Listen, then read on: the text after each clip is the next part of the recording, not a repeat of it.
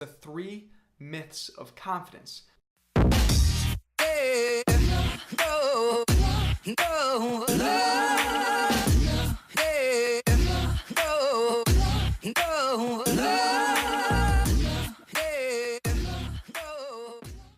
JJ Peller here, personal development trainer, life coach, and founder of Breaking Barriers, a 40-day personal development training program. And listen, I'm going to share with you in today's and this week's YouTube video a small component of a much larger masterclass that I just finished up running. It was awesome. We had a lot of attendees. They had a blast. I took a ton from it. And I literally, over 4 sessions, delivered more than 6 hours of training content. I went full out. I gave it everything I had. And I think those who attended, I know those who attended, took a ton from it because they let me know. They sent me messages, they sent me emails, and they just shared with me how impactful those training sessions were. And this YouTube video this week, I'm just going to take a piece of that, which is about confidence. You know, it was a personal development masterclass, and I shared in lesson number 1, 5 strategies for unstoppable confidence.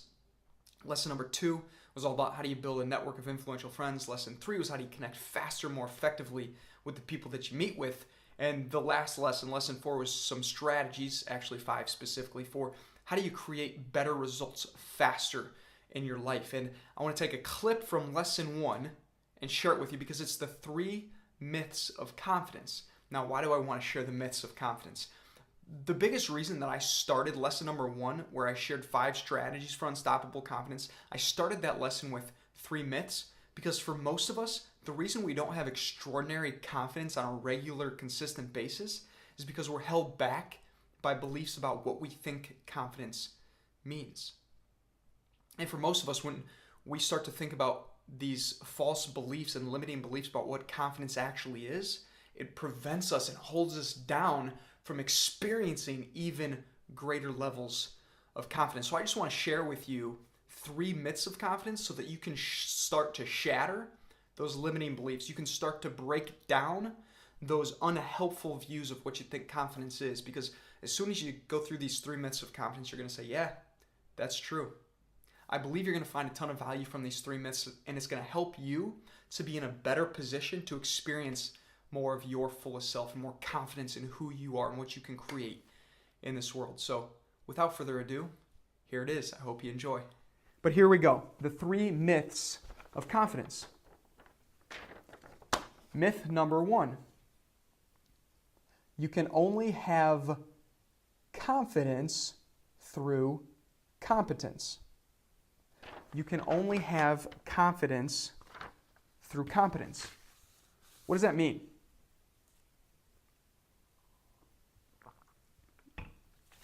Well, most people think the only way they can have unstoppable, unshakable, unlimited confidence is if they've done something before, if they produce some extraordinary results before. Now, the challenge with that is it becomes a chicken and an egg scenario. Which happens first, competence or confidence? Because I'm sure you've heard about the confidence-competence loop, right? Where you gain more confidence as you have more competence. Competence meaning just the ability to execute on skills that you have and produce certain results in a certain area of work. And for many of us, we're just getting started, or we're getting restarted, or we're at a plateau point in our life and we feel stuck. And it's like, how do I get this momentum going again? And if we rely on our competence or our past performance, sometimes that's not enough. We have to find a way to create unstoppable confidence to overcome the competence that we don't yet have, so that we get started, and we'll start messy, and we'll start even when we don't have all the perfect equipment, when we don't have all the right answers. We're just willing to start because we know that creating that confidence, taking that action, and executing will lead to competence. Let me give you an example. Do you remember this guy by the name of Tom Brady? Maybe.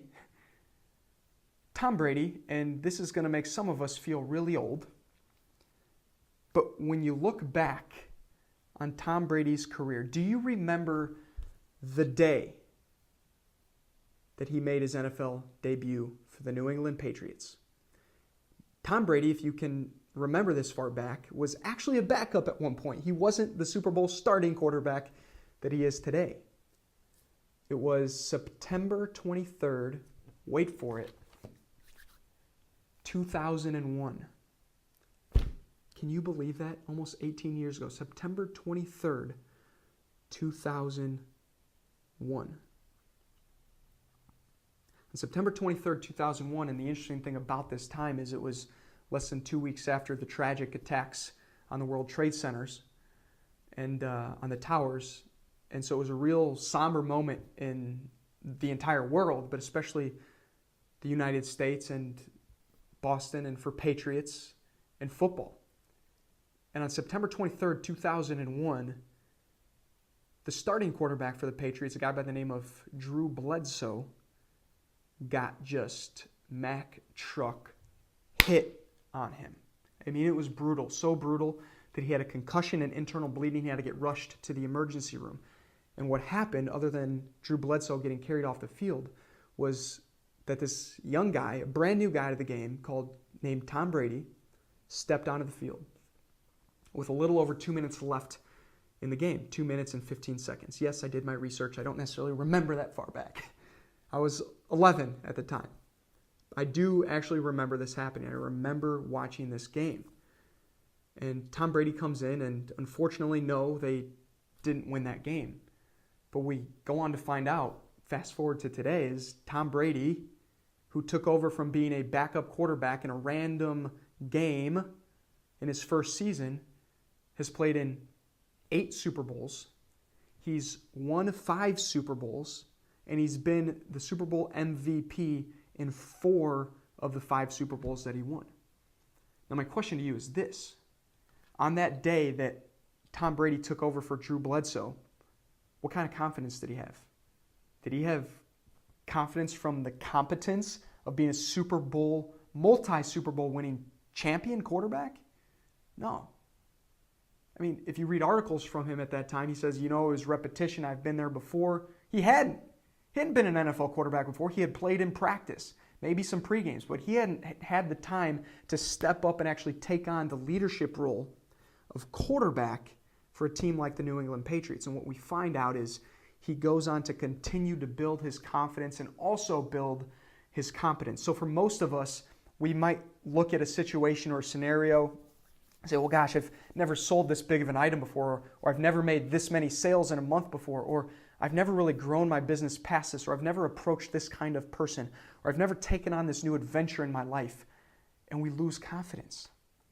We lose confidence because we have this limiting belief that we have to have competence and experience to have absolutely unstoppable confidence.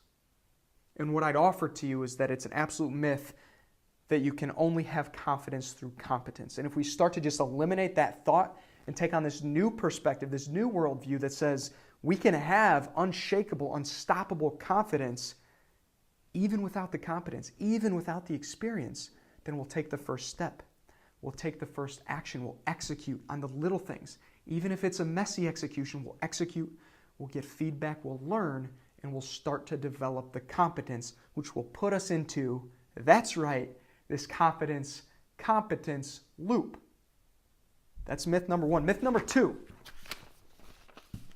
Did you like how that was orange? And now I'm going with black marker because since yesterday was Halloween.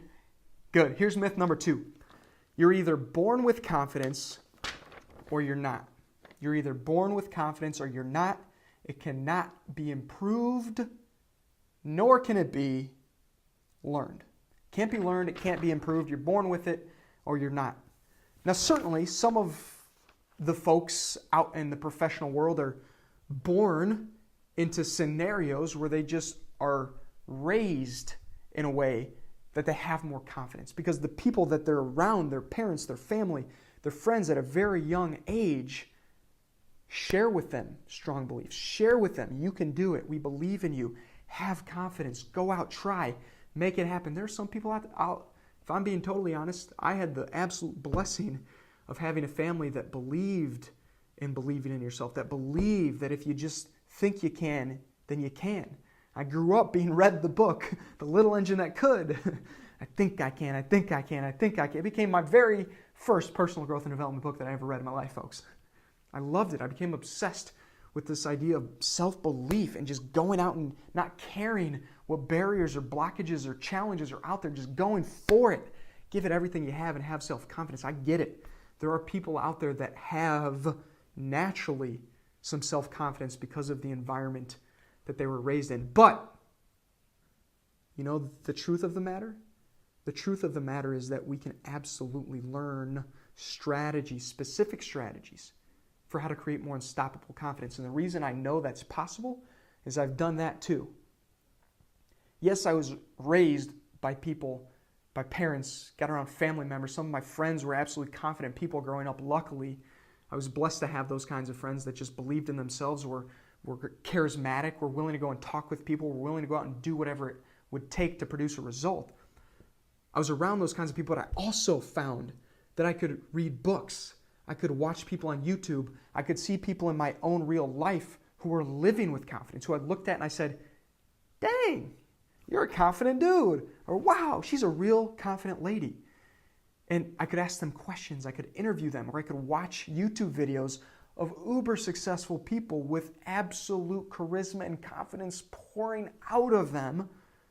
And I could watch what they do. I could listen to what they say. I could observe how they interacted with people. And from that, I could use those strategies and implement them in my own life to have more confidence, to have more unstoppable confidence. Because let's be honest, there's a difference between confidence and unstoppable confidence. I mean, there are different levels of confidence. Just like there are different levels of skills, there are different levels of our ability to just say, I got this, let's rock and roll. And we step up, we take action, and we lead our family and friends and community or whoever it is that we're stepping up for.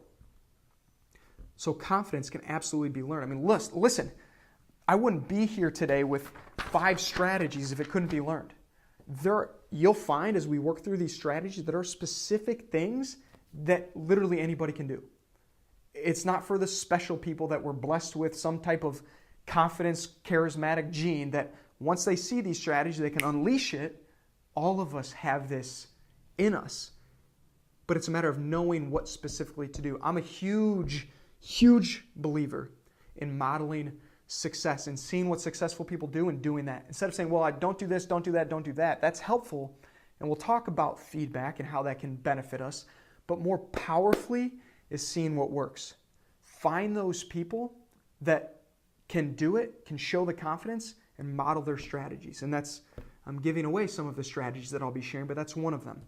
The myth that I just shared is that confidence can't be learned or improved. That's an absolute lie. It absolutely can be learned and improved. And I'm going to share with you 5 specific strategies today for how to do that. Last but not least, myth number 3, and then we'll dive into the 5 strategies. Confident people, oh, you'll love this one. Ready? I love this one. Confident people are arrogant and pushy, and I don't want to be seen as arrogant and pushy.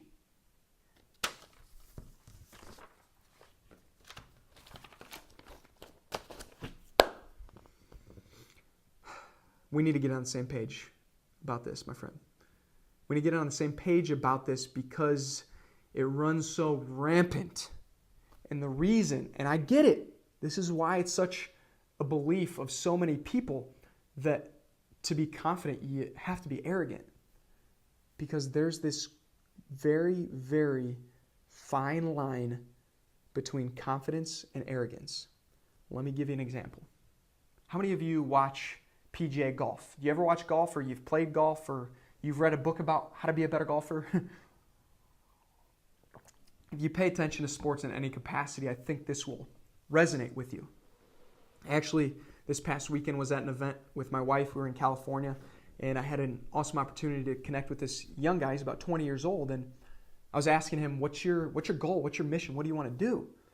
And he said, I want to play with the best golfers in the world. I want to make the PGA Tour and play with the best. He said, I'm already playing with some of the highest level golfers in the world, but I want to break through to that next level.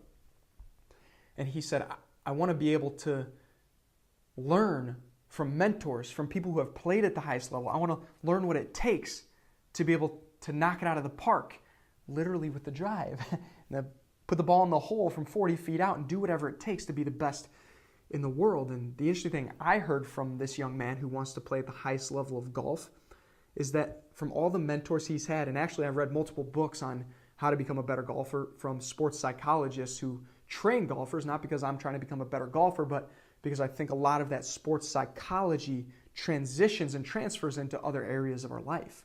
So I wanted to learn, what does it take to have unstoppable psychology?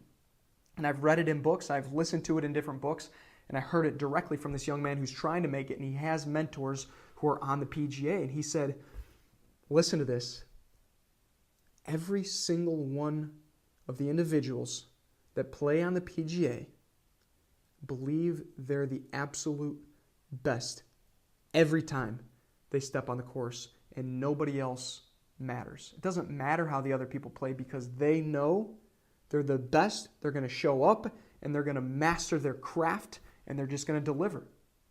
Now, that doesn't mean they're not going to have a bad shot, because confidence, as we find out, is not just this idea of, oh, I'm perfect and I never mess up.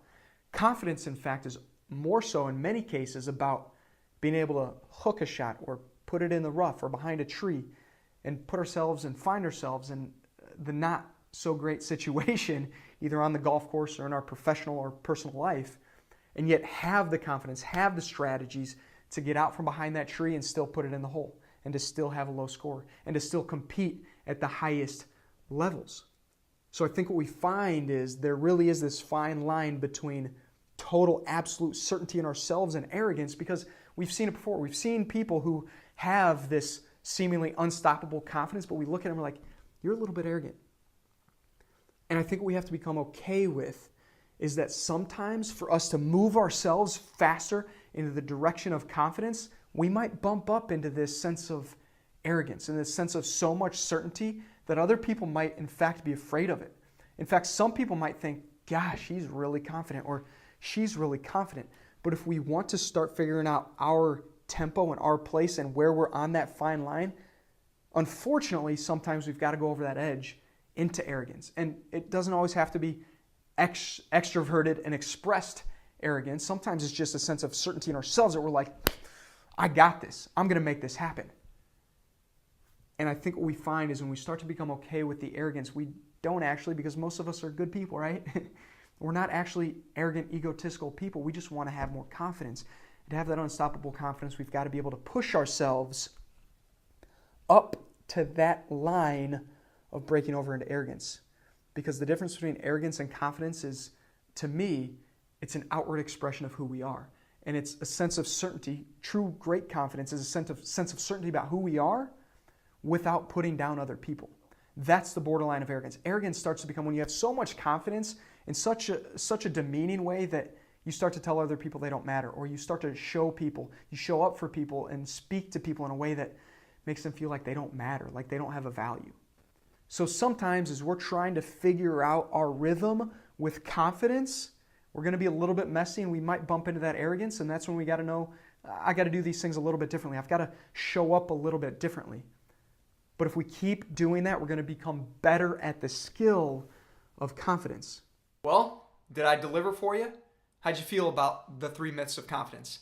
Did they resonate with you? Did you feel them? Did you see how they really can prevent us from experiencing more of our fullest potential if we don't take care of them and handle them and deal with them before we try to create even more confidence? So as soon as we start to break down our beliefs about confidence and the ones that hold us back, we're in a better position to experience more of our fullest potential. So I really hope that you really enjoyed and valued the session that I just took you through from my Breaking Barriers free masterclass. Now I'm still giving out free access to that masterclass, and if you want to get that access, look in the description below this video and you'll find a link where you can just let me know exactly where I can send you the trainings. If you enjoyed this video, like, subscribe, comment below. Tell me which of those 3 myths most resonated for you. And until next time, have fun and be awesome.